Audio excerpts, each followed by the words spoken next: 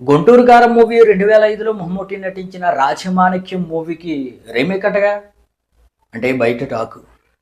ఎందుకంటే డైరెక్టర్ ఎవరు? మన త్రివిక్రమ్.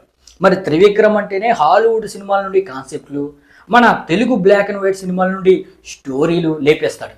అజ్ఞాతవాసి మూవీని అలాగే హాలీవుడ్ నుంచి లేపేసి సినిమా తీసేస్తాడు. ఇక అలా వైకుంఠపురంలో మూవీని అయితే సీనియర్ ఎన్టీఆర్ నటించిన ఇంటుగట్టు మూవీ నుండి స్టోరీ లేపేశాడు.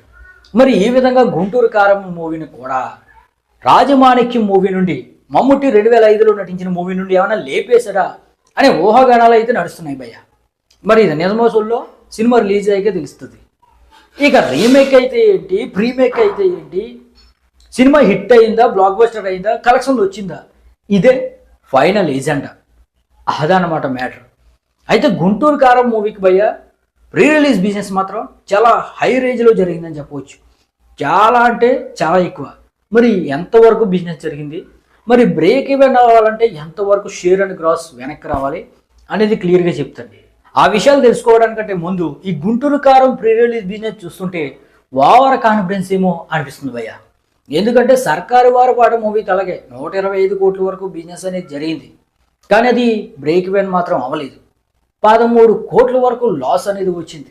మరి లాంగ్ రన్లో ఈ సర్కారు వారి పాట మూవీకి 112 కోట్ల వరకు షేరు, అలాగే 185 కోట్ల వరకు గ్రాస్ అనేది వస్తే వీళ్ళు మాత్రం పోస్టర్ 200 కోట్లు దాటేసినట్టు చేసేసుకున్నారు.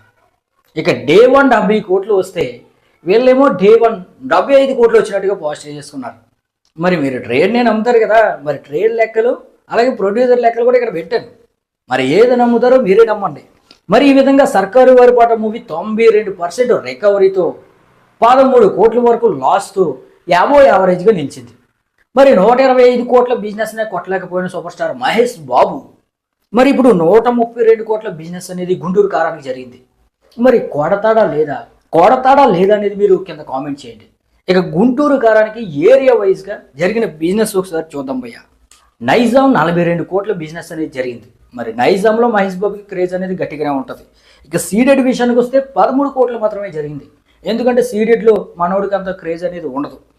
ఇక వైజాగ్లో అయితే 14 కోట్లు, ఈస్ట్లో 8.6 కోట్లు, వెస్ట్లో 6.5 కోట్లు, ఇక గుంటూరు 7.6 కోట్లు, కృష్ణ 6.5 కోట్లు, నెల్లూరులో ఏమో 4 కోట్ల వరకు బిజినెస్ అనేది జరిగింది. ఈ విధంగా ఏపీ అండ్ తెలంగాణ మొత్తం మీద 102 కోట్ల వరకు బిజినెస్ అనేది జరిగింది. మరి 102 కోట్ల షేర్ను వెనక్కి రాబట్టాలంటే దాదాపుగా 180 నుండి 190 కోట్ల వరకు గ్రాస్ అనేది రాబట్టాలి ఓన్లీ ఏపీ అండ్ తెలంగాణలో. ఇక ఓవర్సీస్ విషయానికి వస్తే 20 కోట్ల వరకు బిజినెస్ అనేది జరిగింది. మరి ఇక్కడ 20 కోట్ల వరకు షేరు, 35 నుండి 40 కోట్ల వరకు గ్రాస్ అనేది రాబట్టాలి. మరి ఓవర్సీస్లో అయితే మహేష్ బాబు ఫ్యాన్ ఫాలోయింగ్ గట్టిగా ఉంటుంది కాబట్టి ఈ ఓవర్సీస్ రికవర్ అయితే అయ్యే అవకాశం కనిపిస్తుంది. అది కూడా క్లాసిక్ ఆడియన్స్కి నచ్చితేనే. ఇక Karnataka and rest of India 9 కోట్ల వరకు బిజినెస్ జరిగింది. ఈ విధంగా వరల్డ్ వైడ్గా 132 కోట్ల వరకు ఈ గుంటూరు కారానికి బిజినెస్ అనేది జరిగింది అనమాట.